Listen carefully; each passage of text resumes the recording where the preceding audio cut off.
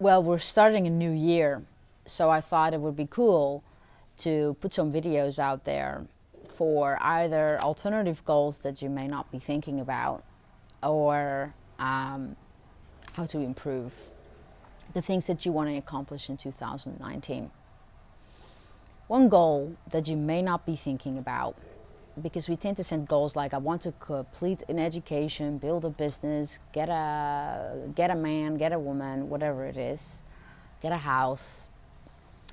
But the markers of well-being are positive emotions, engagement and flow, positive relationship, meaning and purpose, achievement and accomplishment. I'd like to focus on the P, positive emotions.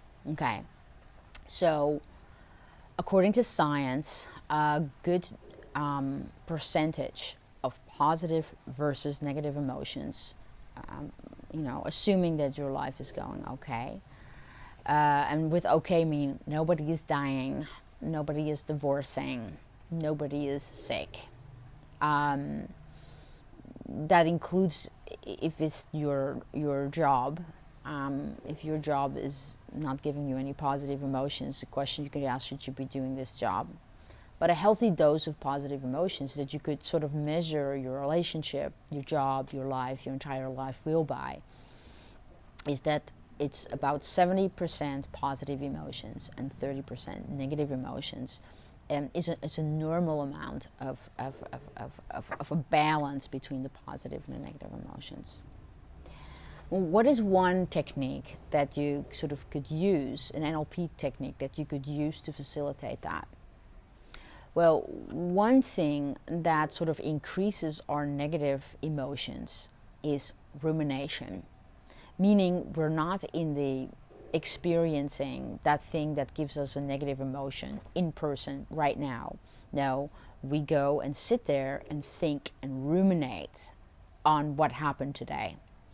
And that gives us negative emotions, where there's also a concept, a scientific concept, called, well, what can you do with positive emotions? Well, those you savor.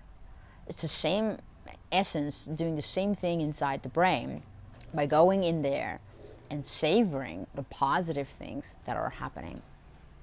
Now, you could do that as a meditation or as a one-time event. But what do you think would happen if you want to bring that balance of 70-30 positive and negative emotions into your life? Then you may need to ruminate less and savor more. So this is what you do NLP-wise. You use association, dissociation. So what is that in a technique? Very simply speaking. You could sit at the end of the day or early in the morning and go think about the day before if it's early in the morning, or think about the day if it's at night. And you pick something or several things in your day that gave you a positive emotion. Maybe it didn't even give you a positive emotion. Maybe you were just unaware, but something that was actually positive. And you start thinking about that. And what I would do is that you start thinking about that in a way by seeing, hearing, and feeling that moment all over again to experience these positive emotions. You can make that image louder, brighter, all those different things, but you actually stop your rumination and actually focus on the positives in your day. You can even change that movie of seeing, hearing, and feeling in a way that it is even better than it actually was. Your brain can't tell the difference anyway. Now, should we ignore rumination entirely? Well, rumination, if it's not helping you, yeah, then it's something that you need to be able to stop. And that's not always easier said than done. You could change this exercise if you find your brain shooting towards the negative.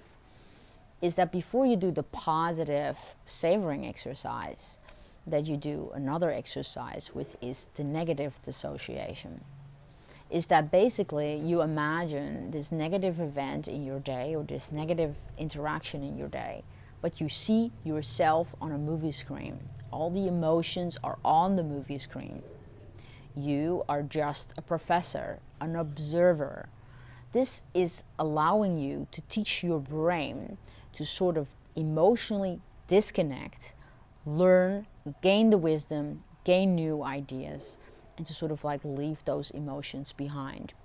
If you then flip that in the positive savoring exercise, and you do that consistently on the brain and on a daily basis, then you start leveraging the neuroplasticity inside your brain.